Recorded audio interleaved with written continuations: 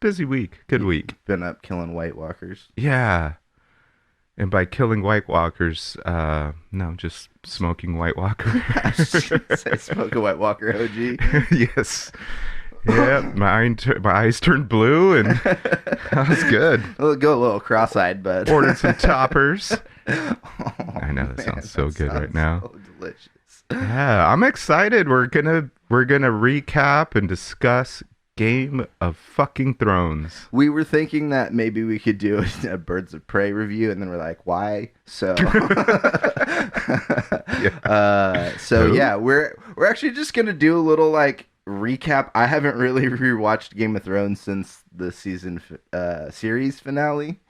I've been a little scared to go back, to be quite honest. I love the show. There's so much great stuff, but you have to get to that last season at some point. Well, and some might ask, like, okay, it ended a while ago. Why are you Mhm. guys discussing it? Well, Yeah. gosh, eight seasons? 8 seasons, and look, this is And- one of those shows that did things that a lot of other shows didn't do. It was like the most pirated show of all time. There's like all of these like records that it constantly was setting, and there's gonna be shows that happen in the future because Game of Thrones. There's like For sure. Game of Thrones is the precursor to something, just like Rome and Sopranos were for Game of Thrones. But, Sure. yeah. And it was, yeah, so it was so good, and it ran for so long, and you kind of needed to decompress Yeah. when it was over, To be- especially the last season. It was so Yeah. controversial, you Yeah. know. But Speaking yeah, of which, I noticed you brought your Starbucks cup with you. yeah, Well, I'll have them take it out and post. yeah. I need my caffeine right now. You and Sansa Stark. Oh, we'll get into Sansa, baby. Yeah. So not only was this show like a huge thing culturally, but it on screen we got to watch a bunch of kids grow up too. Yeah, It's kind of crazy. You go back to this first episode, Sansa's super young, Arya's like Arya's a baby. yeah, Bran It can was walk. really cute, actually. Yeah. To go back and watch Arya, Bran. They were little kids. Yeah. Yeah. And it's funny, I mean, we'll get into some of this a little bit later too, but the Bran took a season off and then comes back a season later and he's like 6 feet tall. Yeah. It's like, what happened? Did they recast? No, that's the same kid. Yeah. He just grew up. He did. Yeah, he learned That last episode he was in, Battle of the Bastards, he was probably like, he looks like he was 6 something. Yeah. Yeah. He's like, I can't feel my legs, so let's stretch him out and see how tall I can get. You're like, darn it, we need to hire the heel size for Kit because he's towering over Jon Snow right now. Well, hey, let's start from the beginning. Yes. Did you start from season 1? Did you start watching in season 1, or did you pick it Here up later? was my relationship with Game of Thrones. It had started, it was into the 3rd season, and I was hearing all the noise, and typical Dusty, I'm a stubborn motherfucker, and I was like, meh, brr. There's no Darth Vader. I tried. in it, so- Yeah, there's no. Do they have fucking lightsabers? Okay, no, I'm out. I don't know why I get stubborn with jumping on certain bandwagons. Yeah. And so one night I'm at home flipping through HBO and episode was on, and I was just like, you know what? It was one of those nights where I was just like starving for something new. So I said, you know what? I'm gonna give this 10 minutes, and let's see what this is all about. And within that 10 minutes, I stopped it. And I was like, holy shit, okay, I'm going to go watch it from the beginning, kid you not. And then I started over, caught up, and then the rest is history. For me, it was like what we were discussing earlier. Game of Thrones, it was such an amazing time period because it brought people together. People did dinners, threw little parties, and it was like Game of Thrones Sunday night. Mhm. Like you planned it. And that was really fun. I remember I hosted barbecues for friends and was very excited to host Sunday Night Game of Thrones. And when you speak with people and like, oh my God, what'd you think of that episode? And they're like, well, I don't watch that. It was really like, yeah, okay, well, all right. So You can just never call me again. yeah, I'm Thank gonna you. go this way. And all right, take care, man. It was just strange when you talk to people and they weren't into it. It Yeah. was like, what the fuck? You know, and it's funny is for me, that was me too, because like I just said, it took me three seasons to finally start watching it. Yeah, so that's the background on how I got into Game of Thrones. It. So did you start it from when it first launched? I'm actually trying to remember. I did start it at season 1. They might have been a couple episodes in when I actually. So I was living in Berkeley at the time, and I was working at a bookstore, and a used bookstore. And the show was getting really popular. I remember hearing about it, and a lot of people were coming in to buy the books. Oh. And I ended up snagging a couple copies of the first 2 books, I think it was. First 2 or 3. And then... Is it Ice and Fire? Yeah. That's the... Game of Thrones is actually just the first book. Song of Ice and Fire is the whole series. Oh, okay. And, yeah, then there's like... I forget the order of them. It's like Feast for Crows, Clash of Swords or something like that. Some other ones. But yeah, I started around season 1, and I was pretty much hooked the second I watched it. Mm-hmm. I remember seeing the marketing for it, and it was the Iron Throne everywhere, and I was like, this just looks so fucking awesome.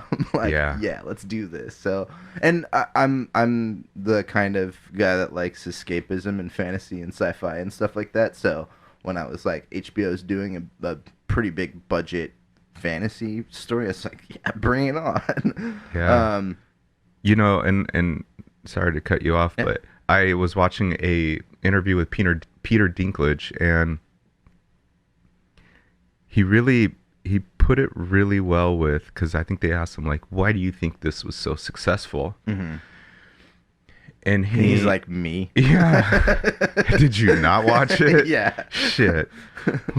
Little person banging prostitutes and drinking wine every episode. Peter Dinklage is the MVP of the entire series. He really is.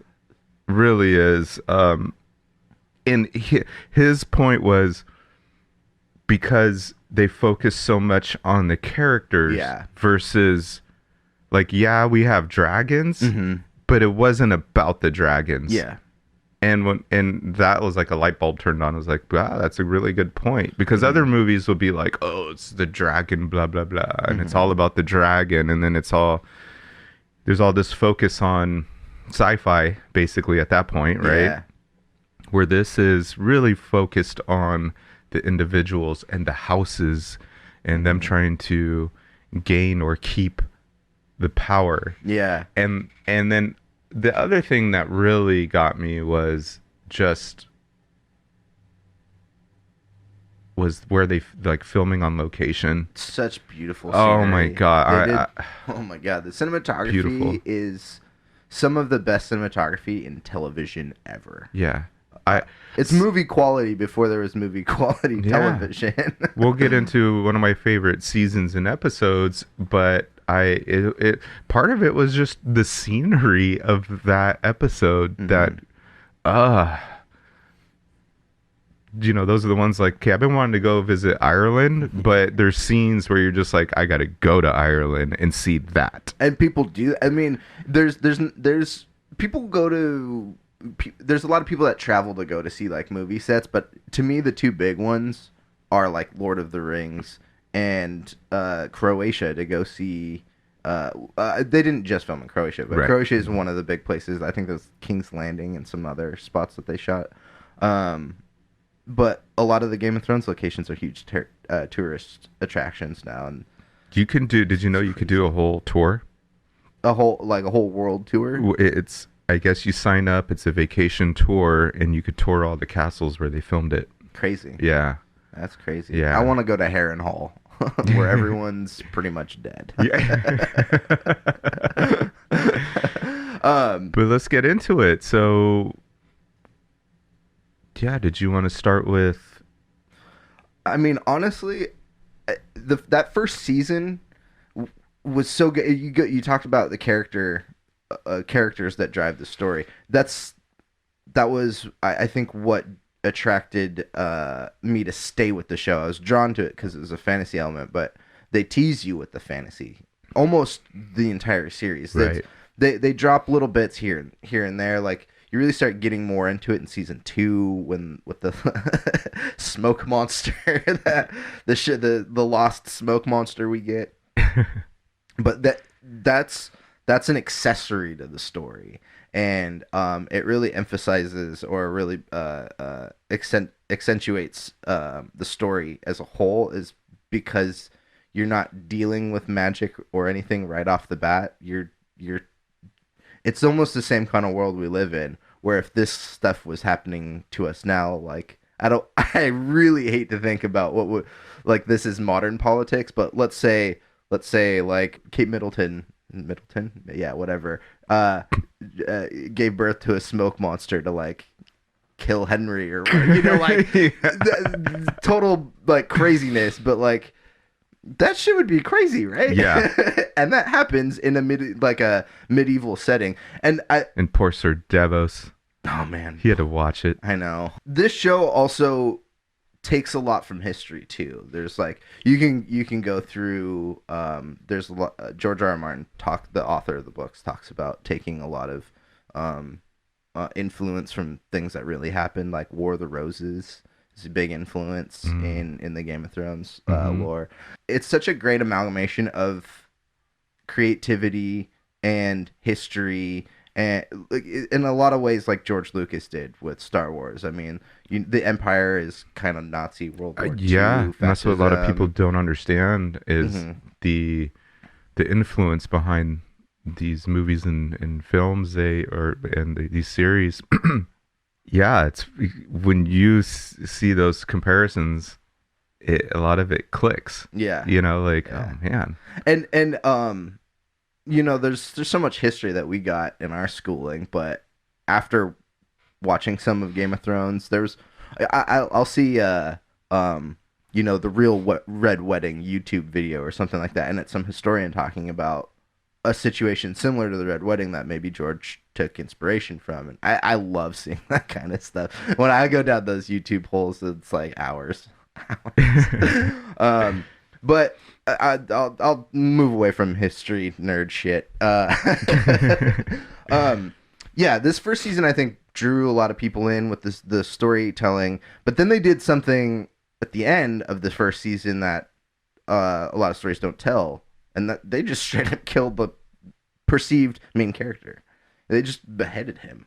Yeah, and that tripped a lot of people out, and I think us collectively as an audience had to reevaluate how we were listening to stories at that point, because we're like, well, we've been following Ned and his kids the whole time, and now he's gone. He's gone. What's going on? Yeah. Like, what? And he was someone that, me anyways, you just loved the character. You respected him. You knew he was just a badass warrior. Yeah. And he was all about family and what was, his ethics, and he stood for what's right. Yeah. And then he gets beheaded, and you're like, oh, where the hell is this going? Yeah. Yeah. This isn't. I applaud them for that. I mean, obviously it was, I'm assuming it's in the book. Oh yeah. Yeah. So the fact that they didn't dick around in the series and they just did it and kept moving on with storylines and not try to create their own and turn Ned into a superhero or something. Yeah. I mean, there's just so many ways writers can take it and fuck it up. And it gave Sean Bean his 1000th death in a movie, so he got a free. Really? Yeah. Well, I mean, it was a little club card actors get that, once you've died 1,000 times in a movie, they're like, hey, you get a free sandwich or something. Or get a bag of chips? No. Sean Bean's great. I love it. So then season 2 rolls around, and I don't think a lot of people knew what to expect because our main character's gone, and there was actually a small little controversy in season 2. I think it was the first of all the Game of Thrones controversies. I don't know if you remember this, but there's a scene where Joffrey is making Sansa look at Ned's head Oh, on the spike. on the spike. Oh yeah. And actually, this might be season 1 still. This might because No. they kill Ned in like the second to last episode, and then there's still another. It might be the last episode of the first season, or spill over into season 2. I can't quite remember. But anyways, one of the heads on the spike, the prop people used a George W. Bush mask. No way. Yeah, and somebody caught it and like caught a stink, like caused a big old stink about it, and it was like, come on, guys! Like they just went to a Halloween store after Halloween and like bought up all the masks they could for props. Like, yeah. it wasn't a political statement. It's Right. more just like accessibility. And if anything, Bush would be like, yes. I made it into Game of Thrones. Yes. Woo! Woo! Let's go get ourselves another beer. So as the story But that was the progresses, it's just first. crazy. So that scene, Yeah. I believe that was the first time you kind of see the Hound, Yeah. kind of a sensitive side Uh-huh. to him, Because he steps in between, because she was like about to push push him off the Joffrey ledge. off that little bridge they're on, Yeah. and he caught that, and Yeah. instead, because Joffrey slapped Sansa, Mhm. and so she had some blood, and right when she was about to push him, he wipes the blood off her face, and that's when you're like, oh, this scary badass dude just wait, what? Probably one of my favorite characters of the whole series. Oh, He's great. He's great. So as the story kind of continues, I mean, I don't want to like explain the whole story because there's so much to it. And by the way, there's like 10 times the amount of stuff in the books too. Not only that, whoever's actually still listening to this Yeah. watched Game of Thrones, so Yeah. they know. They're like, you forgot to talk about the books. Yeah. Which I'm not gonna talk about the books because they're different mediums. They're actually two different stories being told. They're similar. There's a lot of parallels and similar things that happen, but they are two different stories ultimately. Yeah. And The books are amazing. Yeah, they are great, and it's the final two still aren't out. So when they come out, I'll listen to the audiobooks. Yeah. Yeah, I don't really like to get into, well, they didn't do it in the books, because I don't care if they did it in the Yeah. books or not. If they tell me a good visual story, then that's really what I'm about. It's two separate discussions. It really is. Yeah. The books are good though. I mean, if you guys want to get more involved and dive into the world of Westeros a little bit more, go read the books. There's so much to them, and George is only going to do more. I think he just put out this last year, I think he just put out like a Targaryen book about like the whole like history of the Targaryen family. Yeah, something I like kind of that. feel And like it's like that's going to be the next it's like 12,000 series. pages or something. I'm just Yeah. kidding. Yeah, and there's I don't even know which one they're doing, but they're doing another series. HBO is, and they were doing one and then it got canceled. They were filming one that got canceled. I don't know what they're gonna end up doing, but there's one coming soonish. Yeah. Probably in the next year or so. It'd be fun, the Targaryen stories. So there's still a lot of question marks for me Mm-hmm. on the Targaryens. I've looked through. I haven't read any of the books, but just kind of stuff online, and Mhm. yeah. Is it Rhaegon? Rhaegar. The brother, the Yeah. that's dead. That was killed by Robert Baratheon in the before Game of Thrones. Yes. starts. Yeah. Yeah. Daenerys' So they didn't brother. even like get into that battle or anything in the series. No. They mention it a ton, but yeah, nothing Yeah. really. Do you have a favorite season? So yeah, I mean, like you said, it's too much to get into seasons 1 through 8. So I think for me, I really want to focus on like my favorite season is season 4, Mm-hmm. and then there's 2 episodes in there that are almost a tie, but I'm really loving the last. So okay, the reason why I like season 4 is it's obviously the halfway point Yeah. because there's eight seasons, but I felt like not only is it the halfway point, but that was the like what was the dividing point is what it catapulted the story from there.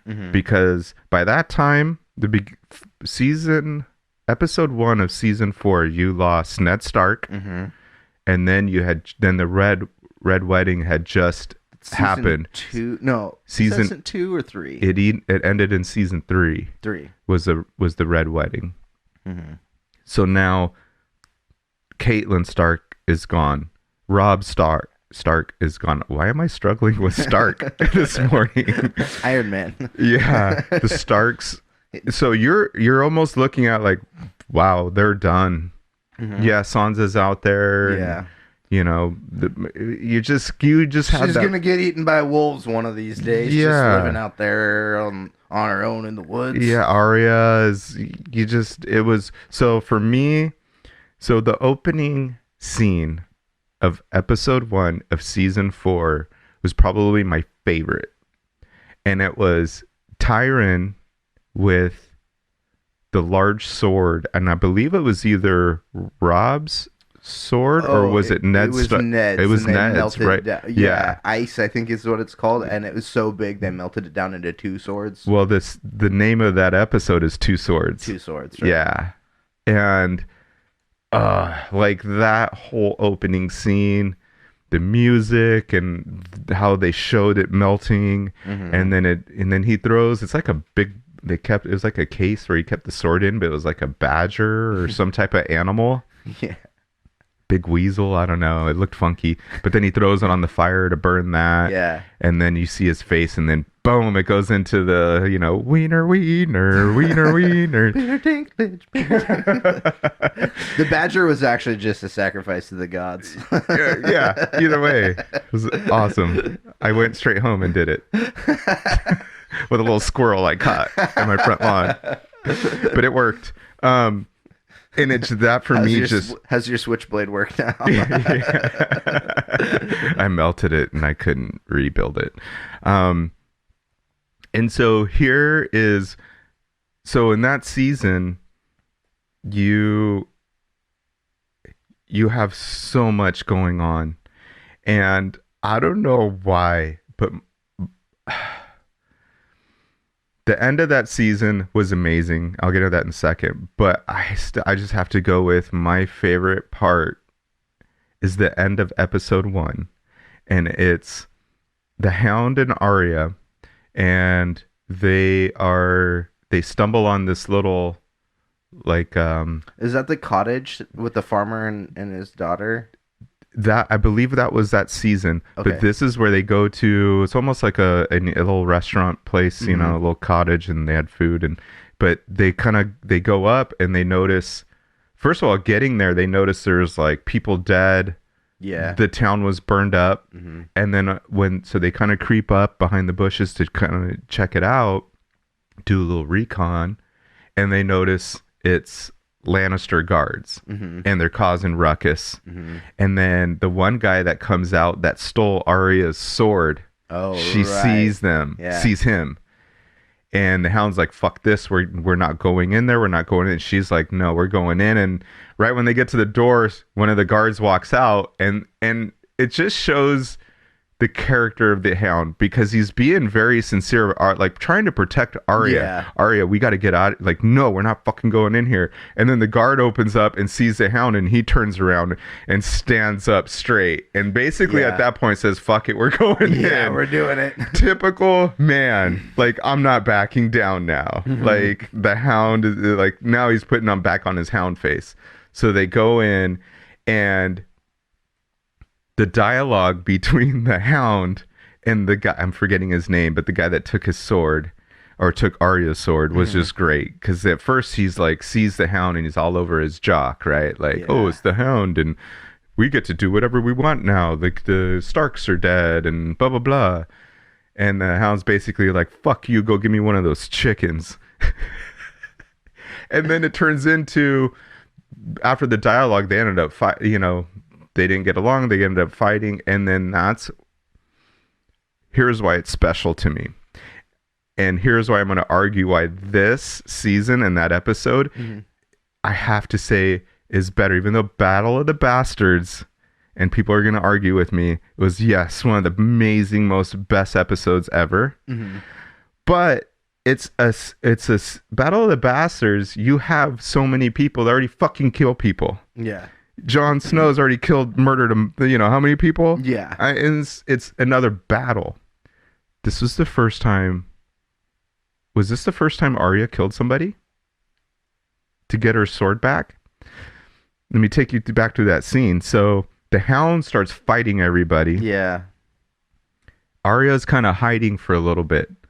Then she notices the Hound after he kills some more, and it's almost like, is she gonna like let the Hound get killed? Because there's a scene where there's a part of that scene where he's almost struggling.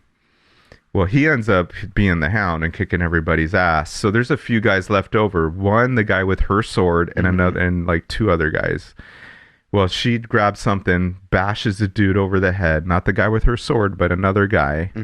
And then the guy falls down. She steals his sword. And the way she stabs him with his own sword, again, it goes into, this is a change in this whole storyline. And it starts setting up who Arya is going to become. Yeah. And that's why, for me, it's such a transitional, like, episode and season. Yes, Battle of the Bastards was amazing and all that, but you kind of knew, like, yeah, there was a chance, like when Jon Snow was struggling, you're like, oh fuck, is he gonna get out of this? But you're like, he has to. Yeah. He has to. This whole season was just season of change. You see Arya like become, because she becomes an assassin, and this was the first of it. So rewind back to what I was going. So she kills that guy with that sword. The guy that has her needle, is what she called it. He was facing the Hound, and she goes up behind him and slices him in the Achilles. Yeah, I remember that now. He falls down. It's been a while since I've watched this. Yeah. It just proved that I have no life, because I'm describing this in detail, and it came out 6 years ago or something.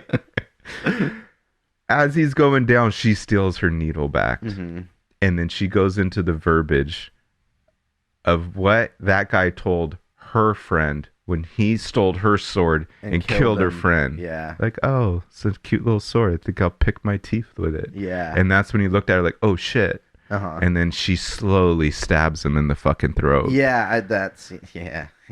She becomes so bad. So, and also too, okay, Battle of the Bastards, I hadn't been that excited about a fight scene, and this is funny, since Braveheart. And now you look at Braveheart and you're like, amateurs.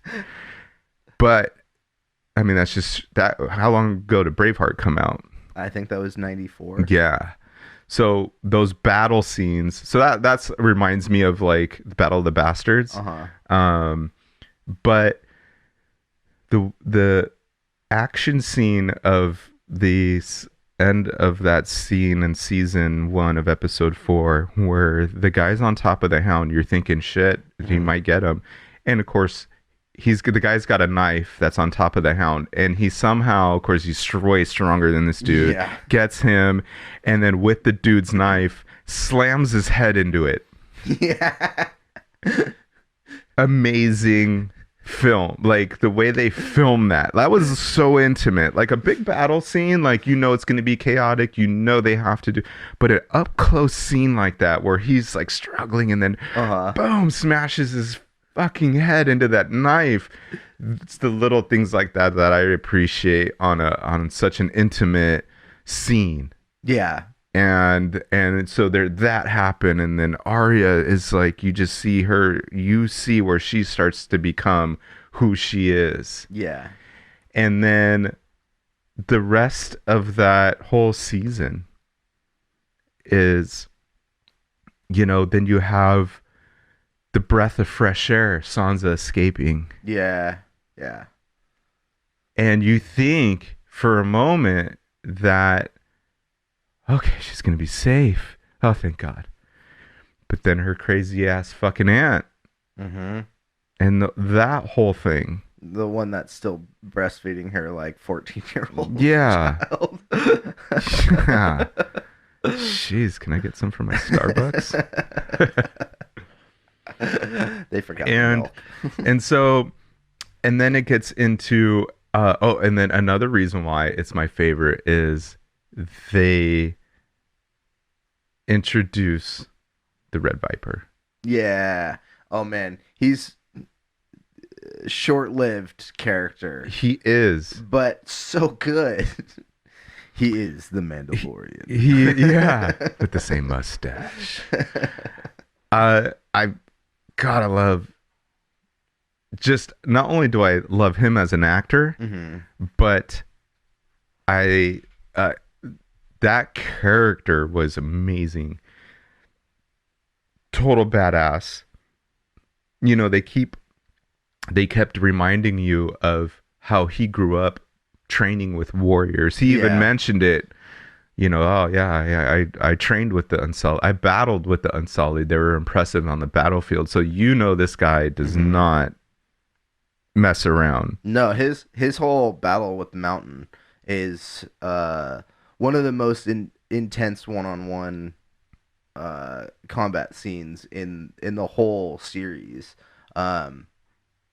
He's flashy for sure, but that shit just, oh man, it makes me want to like just grab my eyes and be like, I hope nobody ever touches these.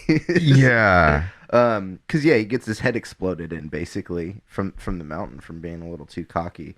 But he did you know, not only being a great warrior but also being a smart guy too. He also poisons his blade as he slices the Mountain up with it, which is eventually what kills the Mountain enough to, you know, do this whatever weird shit the Maester did to turn him into the like zombie version of himself. So thank you, Oberyn Martell, for bringing zombies into Westeros before the White Walkers. I mean, Jesus, and he's like the Walking Dead outbreak. And I could talk for days about this, but I'm going to wrap it up on why the other two big things for me, why I love season 4. It Boobs. Yeah. Hold on, I might need a moment.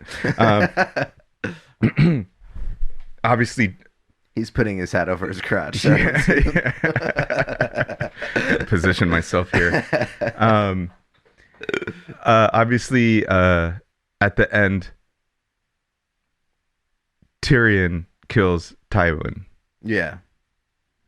And that whole scene. That's a change for that character too. That's a change not only for that character, it's a change for the whole Lannister family. Because it was like when Stannis and Sir Davos went to the Iron Bank to ask for a loan to fund them to go win the war. And, you know, they're like, basically, who are you? And no, the Lannisters are, you know, King Joffrey. We're backing him up. And Sir Davos had a great point. So what happens when Tywin.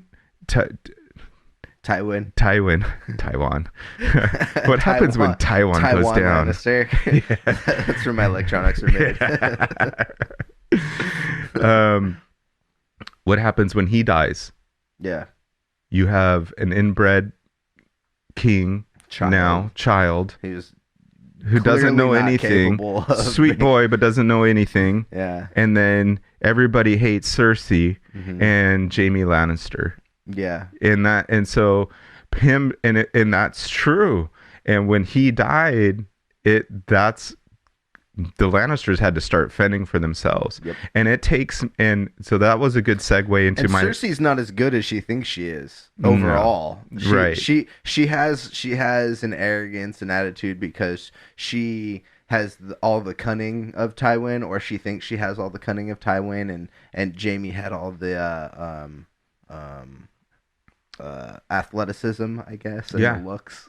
But even when they flash back to Cersei as a kid, remember that going into the gypsy, it just proved that she's always been a bratty McBrat. I'm gonna pull a little book thing on here. Oh, she's a witch, and her name is Maggie the Frog. Get out. Yeah, Maggie the Frog. Maggie the Frog. That's funny. So to wrap up. I can't believe you just knew that. All right, everybody. Thanks for listening to Virtual Crate. No, I was kidding. He's just broken up with me as friends. Yeah. But no, for me, so that was a good segue into the other change in that season was the change of Jaime Lannister. His hand. Is that the season? Well, he had already lost his hand, and he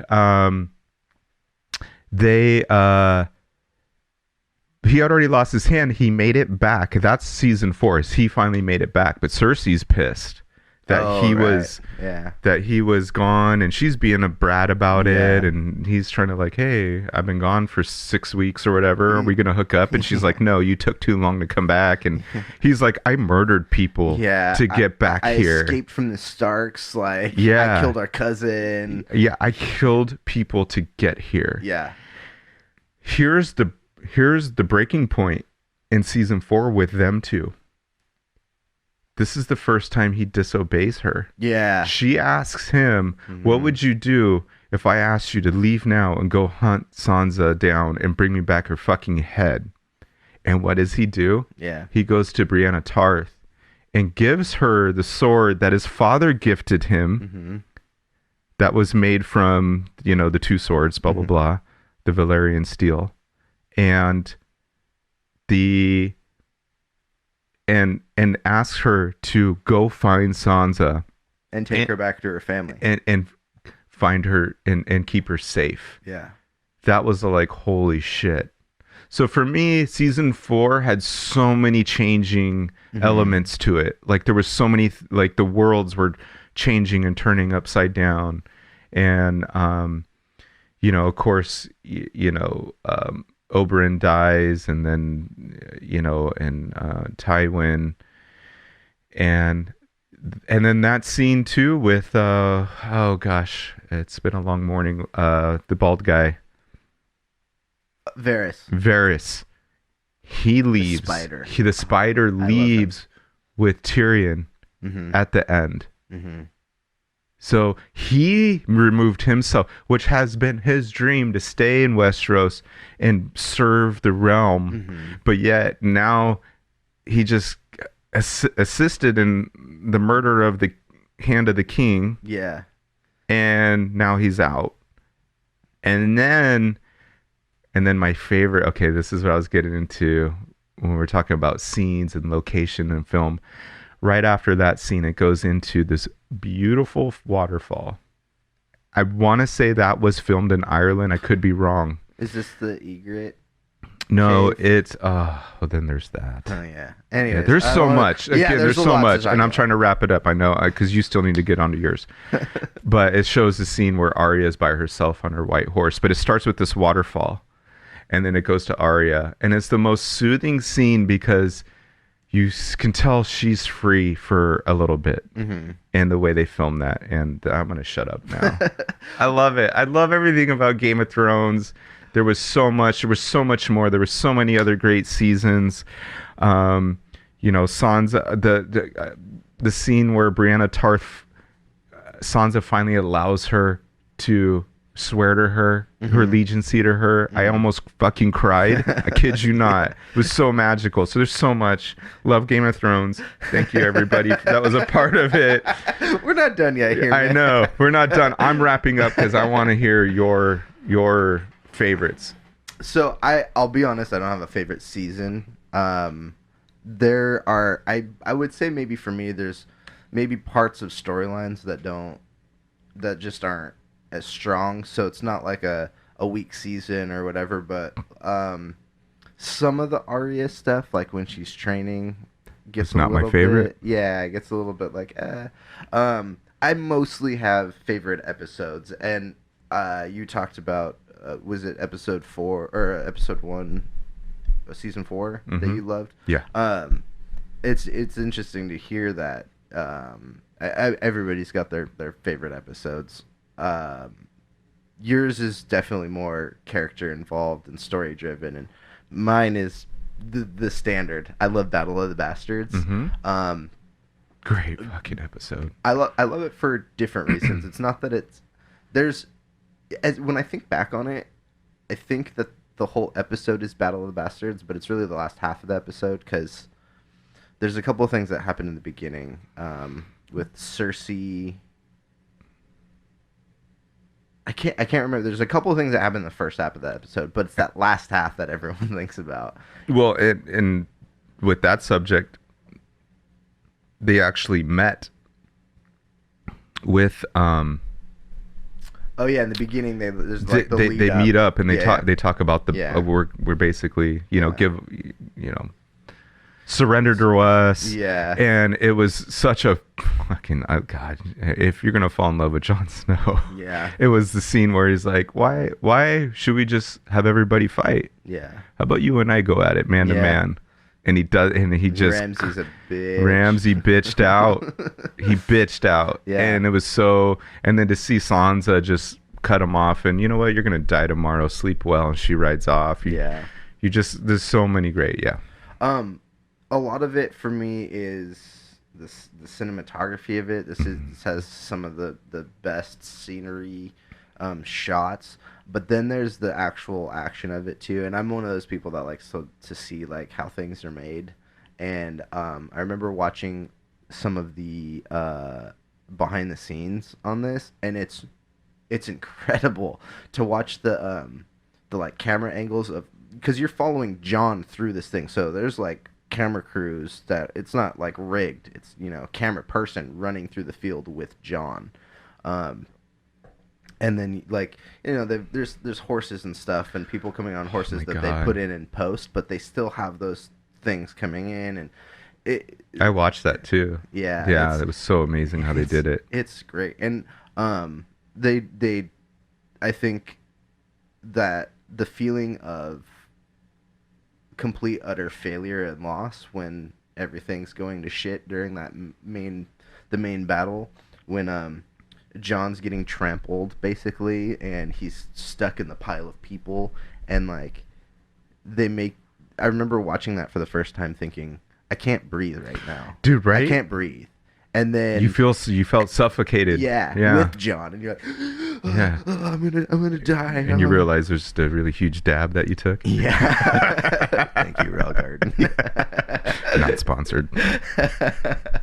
And then as he finally gets up for air, and then you see another person they don't really get too much into, but Small John Umber. He's one of Ramsay's right hand men. Mm-hmm. His dad was friends with Ned Stark. The big guy. Big John Umber, who I think gets killed off in season 2 or something. Mm-hmm.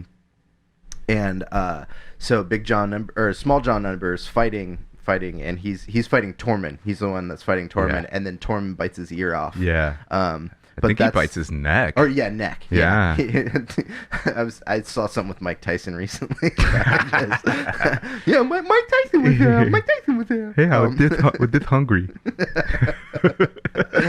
But so Tormund takes like a huge chunk out of his neck and then just like starts beating the shit out of him. But that's at that key moment when you hear those horns, and you're like, "What's the horns?" And then fucking Sansa riding around the corner with the fucking Knights of the Vale. Fucking key. It was such a in a movie. It was a pump your fist moment. Yeah, in a movie, usually you would maybe see that coming, and I think a lot of us as viewers were kind of paying attention, and Sansa was the smartest one in that scenario. Yes, she was ready for all of this more so than Jon was. Jon put up a fucking fight for sure. Yeah, But God. she was smart enough to know what to do, and I think as a viewer, you're like, you could say, oh, I saw it coming or whatever, but the way that they built it up was so intense. Like, I was still struggling for air because I thought we were all gonna die. And that's just me watching this thing. And you realize you're in bed with a bag of Cheetos. Yeah, pretty You're like, much. oh, I'm good. I'm good. like, Thank okay, God. everything's cool. I'm good. I really like this. I don't want to. I'm not gonna sit too long on this episode because there's. Well, it speaks for itself. It was a Yeah. really, really well done. It is. It is. If you listen to our Watchmen episode a few episodes back, I compare it to an episode of Watchmen, and these two episodes to me sit as some of the pinnacle of TV ever. Battle of the Bastards and the Hooded Justice episode of Watchmen, I think, are on the same level of not just cinematics, but story too. Just some of the best television we've ever seen. But we don't get Battle of the Bastards without precursors to that. And season 1, we get the loss of Ned, and then season 2, you get the Battle of Blackwater Bay, which is where Tyrion first gets some accolades from his family because he helped defend Blackwater Bay. Which that fight goes differently in the books. He gets his nose chopped off instead of the scar across his face. Well, I heard in the book he's a hideous looking guy. Yeah. He literally is missing a nose from then on. Yeah. In the whole thing. But Like he was already hideous looking, I guess, like the book described him. Am I right? Am I wrong or right? Yeah. And then that he got jacked up in that battle. Yeah, he gets fucked up. Yeah, but which he was survives a great, and they totally win, great so. episode. Yeah, but with the series, there's a lead up to all this. So it's like Ned and then the Battle of Blackwater, which is a good battle, but it's relatively small in the TV scale because again, I'm not trying to be the book guy, but it's much larger scale in the book, and I get budget restrictions and things like that. But as the series grew, you get one more of those a season. You get that big battle episode, and I think the one before Battle of the Bastards that was the big lead up for me was the Hardhome episode. Do you remember this one? This is the one where they Jon takes the crew north to go talk to wildlings, and that's when the White Walkers show up and basically just destroy everybody. And the end of the episode ends with Jon in a boat with like 4 dudes just sailing off, and the White Walker King is just like, come at me, bro. And no music. Yeah. Right? No, yep. And it was just creepy quiet. So fucking That was such a good episode because for me sometimes, like in movies, like say scary movies, I'm not a fan of scary movies, but I almost love it and hate it when they actually show the character because then it takes away from the intimidation. And that was when you really saw the White Walkers in full force, I think. You get a small sense, like in the first episode, the very first episode, there's all the body parts that make up like the spiral or whatever. Yeah. So you kind of always get these little things, but this there is the was first others time. like when Sam was out there in the north, and you see him. There was a whole herd of them, but this was like This is they the were first time you see fighting the full force of them. Yeah, too, like, and then for him to do just how he kinda- raised the people that they killed, and he just turned them. Yeah, so fucking like hopeless at that point. And I mean, Battle of the Bastards is a great episode because you're like, fuck, Jon might die right here. But this is a even larger looming threat because Jon loses Battle of the Bastards, the White Walkers are still coming. yeah. Doesn't matter, and probably worse of a chance if Ramsay kills Jon. I mean, when you ultimately hear the final story on it, I mean, had Jon died at any point, Westeros is screwed. Because I mean, he's not the one that killed the White Walker King eventually, but he's the one that led the charge and united everybody to like pay attention. It was all him. Yeah, it was all him. And then when they're like, how do we prove this is this is kind of a 2-parter episode too, and I can't remember what the name of it was, but it's in the it starts with Beyond the Wall. When I think it's season 7 when they go north of the wall to go capture White Walker.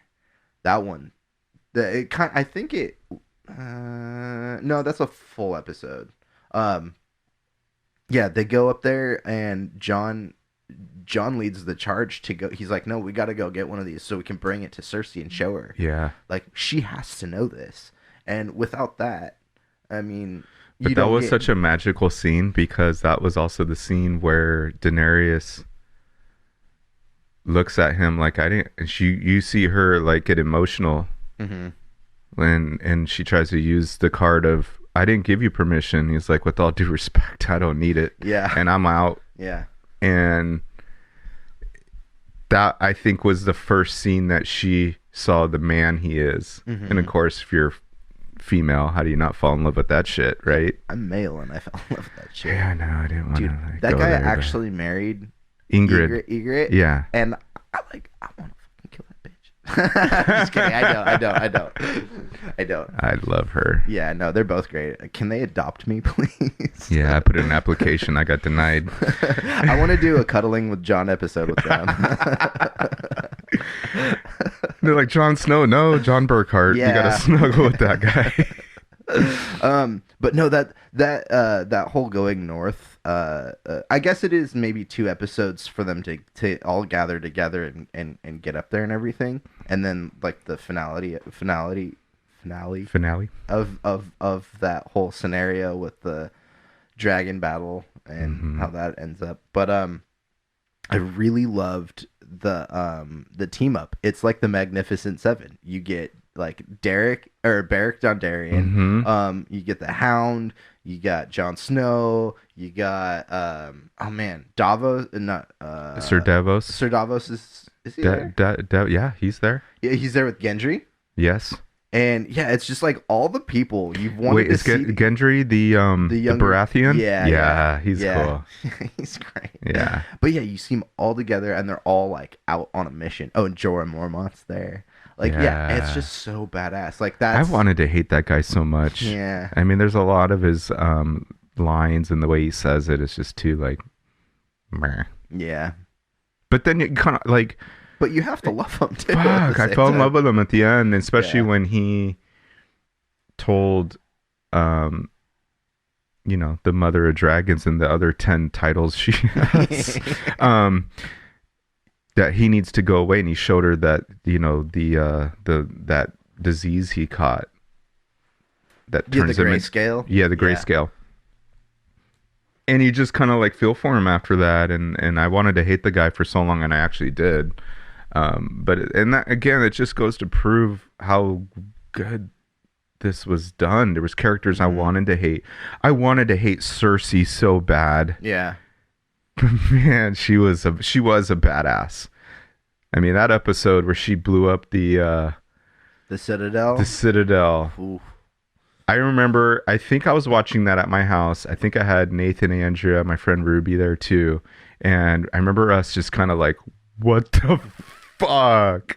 Dude, that one's Holy crazy because not only shit. did she blow that up, but I had chills at the end of that episode too because that's when Tommen, the king, her youngest son, Yeah. that's when he is like, nope. And then there's that scene of the window and he's standing there and he sees it and then he walks off screen, takes his crown off, puts it down, and then just walks out that window. When that happened, I was like, are you fucking... I didn't see that coming. I No. was like, oh, shit. Yeah, that was a cherry on top. Yeah, that was a rough one. Look, I'm gonna start wrapping this up a little bit, but there are a couple of things I wanted to talk about real quick. There was throughout the whole series, there was a bunch of cameos from different musicians and bands within Game of Thrones, and there's some really cool ones. Ed Sheeran showed Ed up. Sheeran. He was a Lannister, soldier, hanging out with And sang a little bit. yeah. And then actually at the Red Wedding, there's the band that's playing the Reigns of Castamere, and one of the guys is the drummer from Coldplay. No way. Yeah, I didn't know that. yeah. And then there's a metal band, Mastodon, that I not a huge fan, but I like Mastodon. And Mastodon I think they were Wildlings and then White Walkers. In the last couple of seasons, they showed up a couple of times. Cool. And then there was a bunch of other people, and even some of the actors on there are musicians themselves, like the guy that played Braun is like kind of an '80s like UK pop star. Really? Yeah, I guess he was in some. I don't know, if pop star is the right term, but he was in some stuff in the bit in back in Awesome the day. character, by the way. The red witch. She's a singer. Really? Yeah. Clarice Van Houten, I think is her name. Yeah, there's actually a bunch of people on the show that are musicians, and I think a couple of them started like a fake band behind the like off on set, just like I forget what they're called, like a game of bros or something like that. I don't know. But yeah, no, they're like this was such a big thing that people were clamoring to be a part of it too, even like musicians and stuff. And with something like this, you might hear big actors maybe wanting to get on it, and they did. They got some cool people. There was in that season when the Hound comes back. When you think he's dead for so long, Yeah. he's with that group of people, and Yeah. He's from Underwood, right?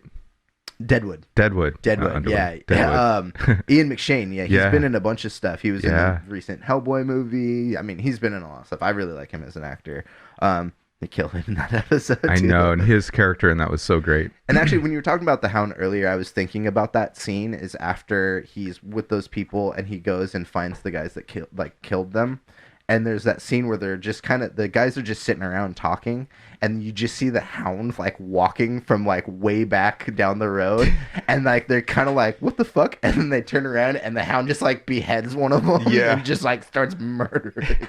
And you're like, he's back. Yeah. That was a great scene. But yeah, no, there was a lot of people in there. Was there any cameos that you noticed in the show? Not off the top of my head. Yeah. No. Yeah. Well, there probably will be in the next series. Yeah. 'Cause, the one of them that got canceled, one of the main characters was Naomi Watts. In the like one that they were working on that they canceled. Really? Yeah. Oh. Yeah. I think that was a Targaryen heavy one too. I can't remember what the show was about. But do you have an overall rating for this show? I'm gonna give it an A plus. I Mhm. have to. And yeah, I know the last season there was a lot of going back and forth on it. I personally, I don't care. I loved the ending montage of all the Starks showing them prevailing. Like they won it, and I loved it because that's what you rooted for. And so, would I have tried to choose a different path on how it all ended and all that? Sure, but at the end of the day, I live in Camarillo and I'm in the wrong industry to even so I'm so thankful for it. It was so it's shows like this that really helps you escape from life and just really enjoy what I get a little irritated when somebody, like, I've had conversations about this show, and the show had a lot of people would say maybe at least 5 solid, really good seasons that collectively a lot of people really like. Depends on who you are and how you feel about the last couple of seasons. But I get really annoyed when people say, well, the ending didn't justify the story. Because, like, well, if they didn't nail the ending, that this makes this whole thing shitty. And I don't like that mentality, because I agree with a lot of people. I don't think that the ending of this story was executed well. I think maybe they needed a little bit more time to explain why things are happening in certain ways. It was jammed in pretty. There's a lot of things we could talk about, but what this show did culturally, I think, supersedes the ending. And to have the amount of great content that they gave us I'm going to leave season 8 out of this because I need to rewatch it still to reabsorb it. And I know a lot of people don't like it, but let's just say the first 7 seasons, like, people collectively really love all of that stuff. Like, it took over our collective consciousness for every season it was on. Everybody was watching it. Everybody was like talking about it at the water cooler the next day, and all the technical things they did too, like we're talking about, like, the scale, like, this is very cinematic for TV, and by the time it ends, it has like hundreds of millions of dollars budget, and Yeah. I they did a lot of really good stuff that you can't discredit. And I feel bad because the writers got a lot of shit They did. after, and I know they were signed on to do Star Wars, and they were not doing Star Wars anymore, and that has something to do with it. Um, I don't know. That's their job. They're writers. We don't have to like it, but we also don't have to threaten their lives Yeah. because of it. Like, you know what I want from them is I want to go see them write something better. Yeah. I want to see them And feel at the like end of- that they need to make up to the audience that they felt like we were left with the bad ending of something. So the next project they do, I hope they strive to nail those things. Be like, you know what, we didn't nail it, or we didn't do something that worked. So we're gonna try harder next time. Yeah. That's what I want to see, really. For sure. Yeah. And what those guys accomplished, I try not to hate. I try to congratulate. Right. I mean, Right. they were One writers. of them's married to Amanda Peet. What? Yeah. So we've all lost. Mic drop. Yeah. He's like, I made millions and I'm married to Amanda Peet. Yeah. But they were writers on one of the largest shows, Yeah.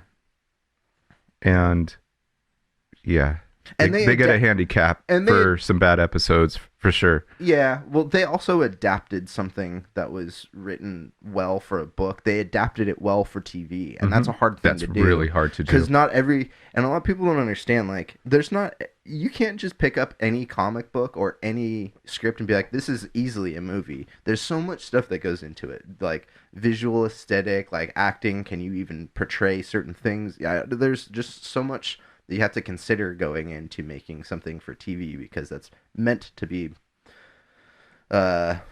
usually money is meant to be recouped on something like that. So they try to make a movie or TV show to as wide of an audience as they can. But they didn't need to. This was a rated R fantasy. Yeah. And they still fucking changed our lives.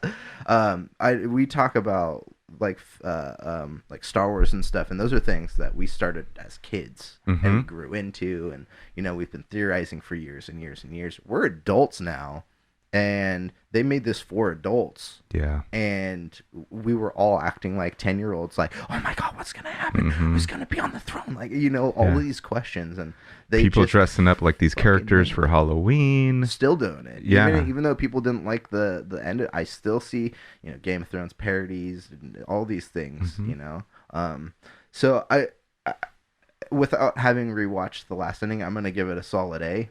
Cool.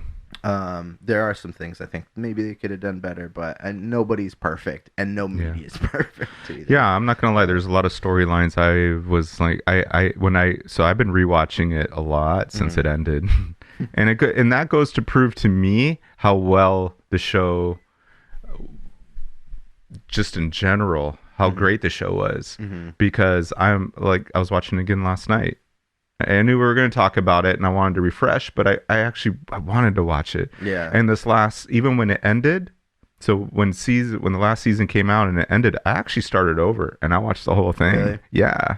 I usually do loved that, it. but this one was an emotional tax on me. So it was like, I need to give Well, it some time. what was great about it too was, you know, there was a lot of stuff that you know, because there's so many characters, so many things in this world that, you know, when you're new to it, remembering names and houses and what actually happened. So when you rewatched it, it was a lot of stuff made sense. Yeah. And one thing I want to add before we wrap up is at the end of the final season, there's a documentary that goes along with it. And if anybody is hesitant on watching that, because I'm not one to really watch so much of, the characters on why they love their own character. I don't want to see any of that shit. I mean, did you watch it? I didn't, but I heard about it, and it's actually one of the things I've been wanting to watch with it, because it follows more of the production stuff, right? Like, one of the main things is an extra that, like, kind of goes through the seasons too. Yeah, I love that. One of the main characters in this documentary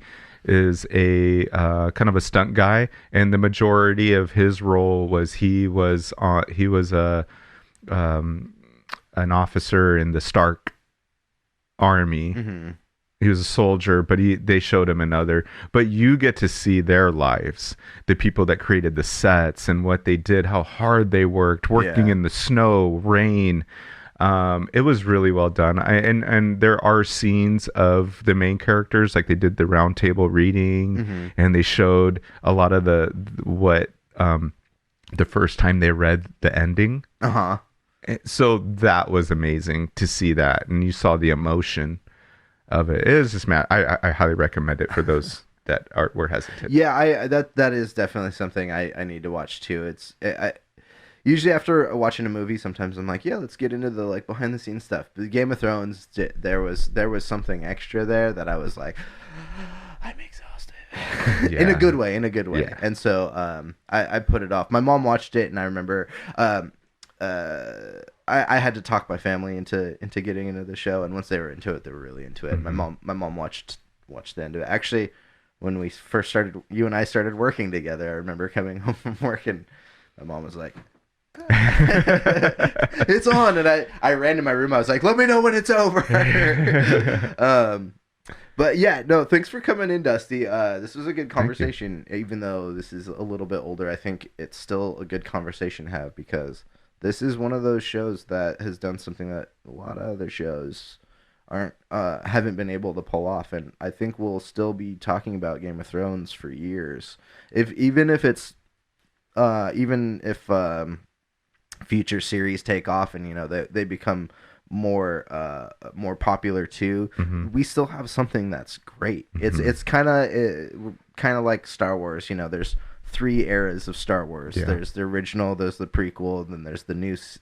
Everybody likes their own era, but we'll always have this original Yep. series. So thank you for everybody at HBO Yep. and Thank George you. R. Martin and Dan and Dave, the writers, and Amanda Pete for just existing. And all the actors that brought it home. Everyone. So much. Thank you. So magical. So great. Yeah. Well, if anybody out at home has anything they want to contribute, anything that we missed, that there's a lot to talk about, so there's a lot we missed. But if there's any part of the conversation you guys want to join in, please comment in the section below. Comment below in the comment section. I can talk.